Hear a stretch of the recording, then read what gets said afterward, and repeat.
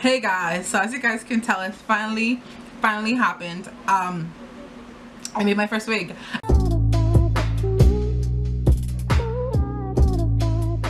Video, I'm gonna tell you guys some tips and tricks that I had to learn firsthand along the way of making this wig. So the story behind this wig is that I know in the past video I said like when I do it, I'm gonna do it with really like cheap synthetic hair as a practice. But then I went out and I searched for this hair and I found some hair that I would use, but it just didn't agree with me. Like it felt almost as if like every time it touched my neck or my hands when I felt it, like it was cutting me. It honestly felt like it was like cutting me. Like, so I knew first off that synthetic hair wasn't gonna work for me. And then the second reason why I didn't use synthetic hair was because I had this hair was floating around my house. And I was like, it's about time you stop floating and somebody saves you. So I got this, I grabbed this hair up and I just decided I'm going to just do it. I'm just going to do it.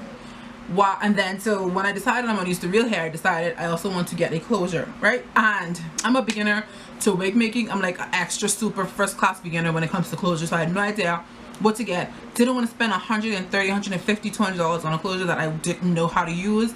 So I went to the beauty store that I work at and I purchased this closure, and it cost about $50.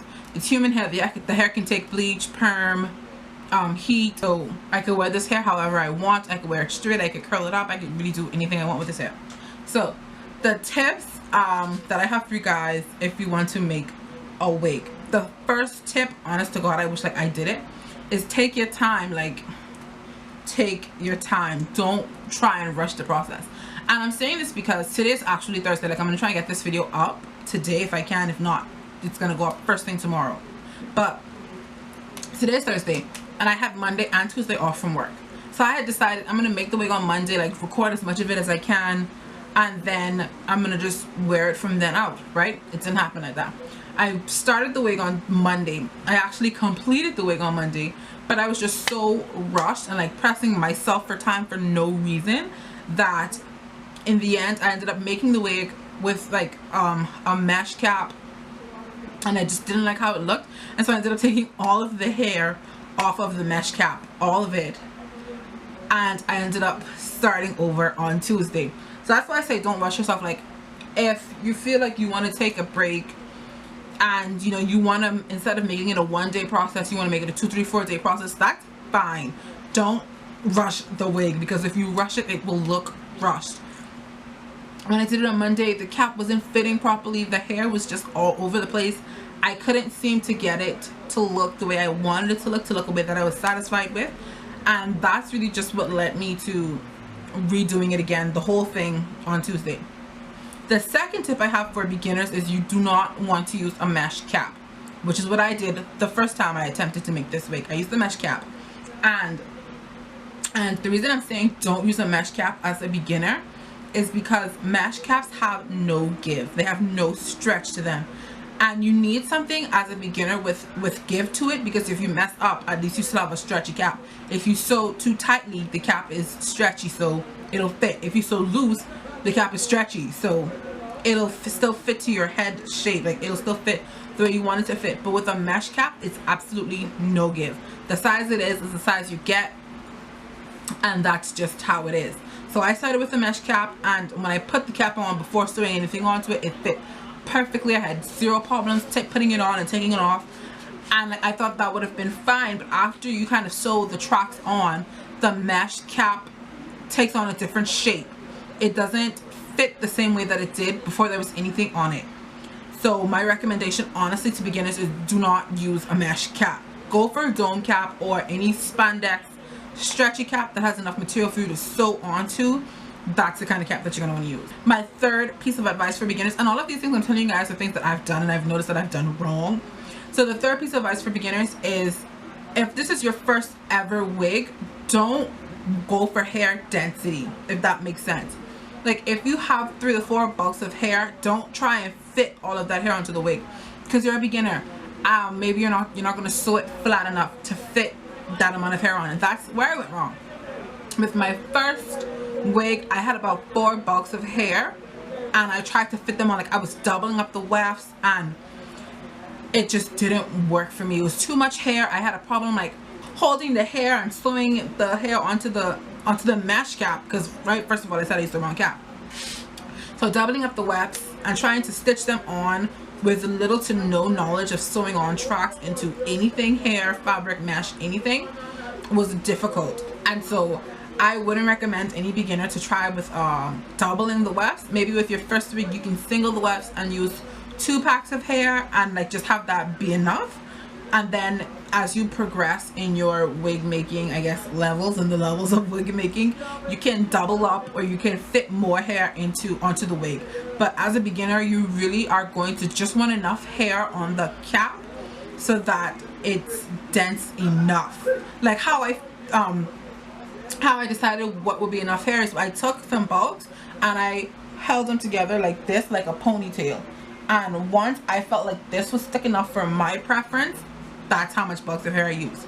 So I ended up using 2 bulks and just like a strip around my closure, like 2 strips around my closure to fit. My 4th tip for beginners is measure everything. You want to measure your head shape, you want to measure the shape of the head or the mannequin or the foam head or whatever it is that you're working on. You want to measure everything, because even though, like me for example, I have an average head, right?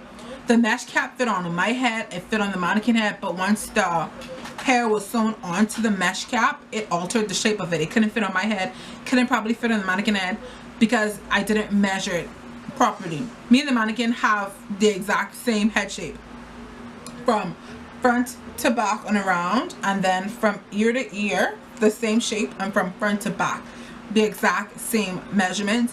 But for some reason, once I sewed on the mesh cap, it didn't work.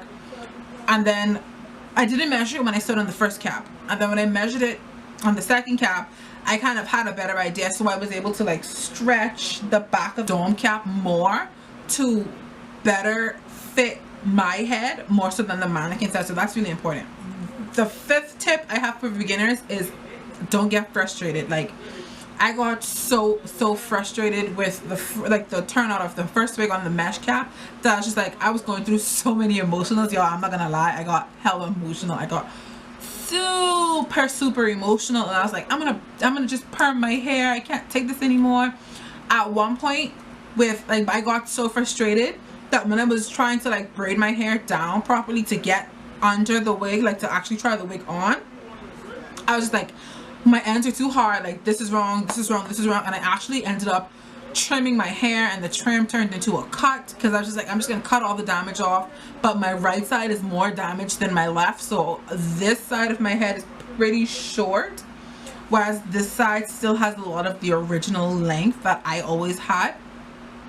And honestly, the only reason like I would ever think about cutting my hair is through frustration. I was just so frustrated. I was like, I did this wig already, I had my braid up done already, I was ready to go, and the wig was like, for lack of a better word, the wig I made at first was shit. It was honestly shit. Like I can't put it any other way. Like it just made me feel like I wasted my time, I wasted my money, I wasted a day, because I had other stuff to do. I had a bunch of stuff to do, but I was like, no, I'm gonna dedicate this day to this wig. And when it just didn't come out the way I wanted it to come out, I just got super frustrated, and a lot of things like fell off track because of how frustrated I was. So now I have like, my hair is super choppy, and the reason that I made the wig was to like give my hair a break so that it can grow out.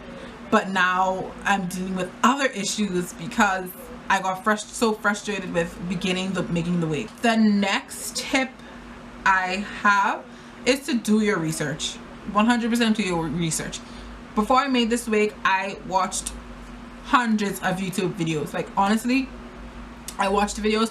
I told you guys I work in the beauty supply store, so I was asking like customers, like, have you ever made a wig? What do you do to make a wig? Like I asked everybody a lot of questions, and I got a lot of good answers and mixed responses. Like for example, a lot of people like the mesh caps.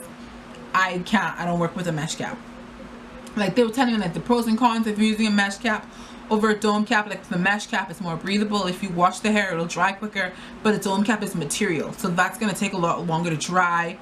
And a dome cap, and I can tell you from experience, literally feels like you are wearing a hat, like It's kind of like, I've never worn a snow hat before, but it feels like what I would assume a snow cap would feel like. It's really hot.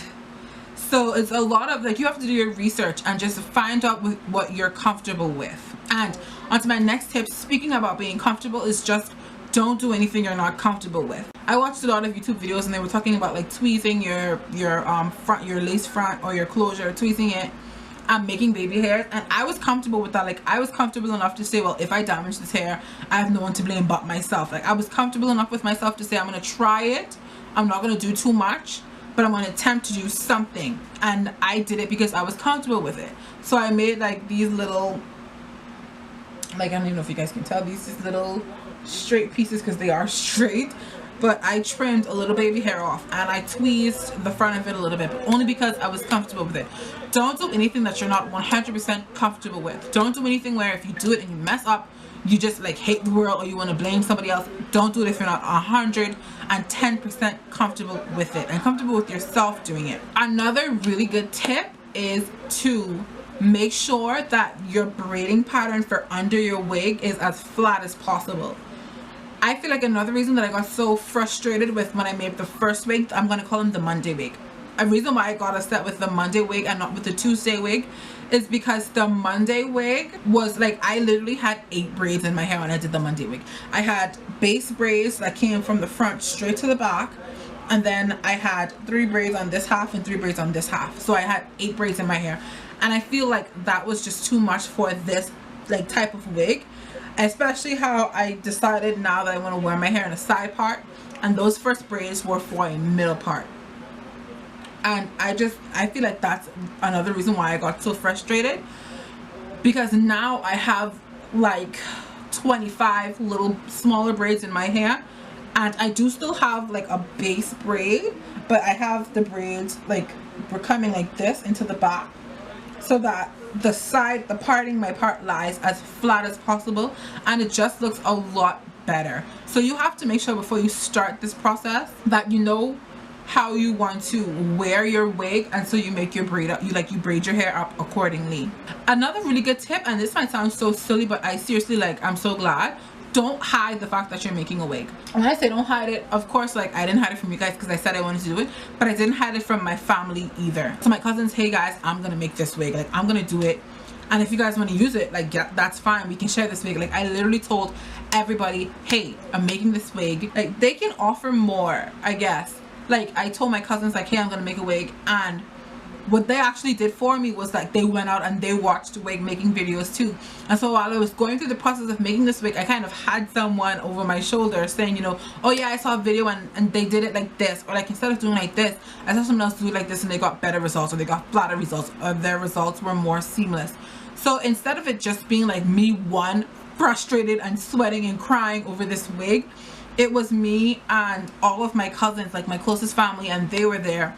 And they sort of helped me figure out what to do. And the last tip I have really is just go for it. If you got this far and you've watched the videos, you've done your research, you have the hair, you know which cap works best for you, you have a mannequin head, just do it. Just go out and try. You never know what you're capable of. You might be scared to try and make a wig now, but then when you make your first wig, you realize you're a freaking pro. Just go out and try this. Honestly, nothing that should hold you back from doing anything ever. Like, nothing should ever hold you back from doing anything in life. So if you want to make a wig and you have all of the tools that you need and it's just you're prepared to do it, then go ahead and make a wig. Like, you do you. Nobody's gonna care. So guys, that's the end of my video. I hope you guys enjoyed it. I hope you guys learned something from these tips. If you guys want to see a separate video about how I braid my hair to go underneath the wig, then you can just leave that down in the comment section below and I will record that video for you guys. Yeah, I hope you guys enjoyed it. Don't forget to like, comment, and subscribe if you did. And I need a name for this wig. You will be seeing the both of us in my next video. So bye guys.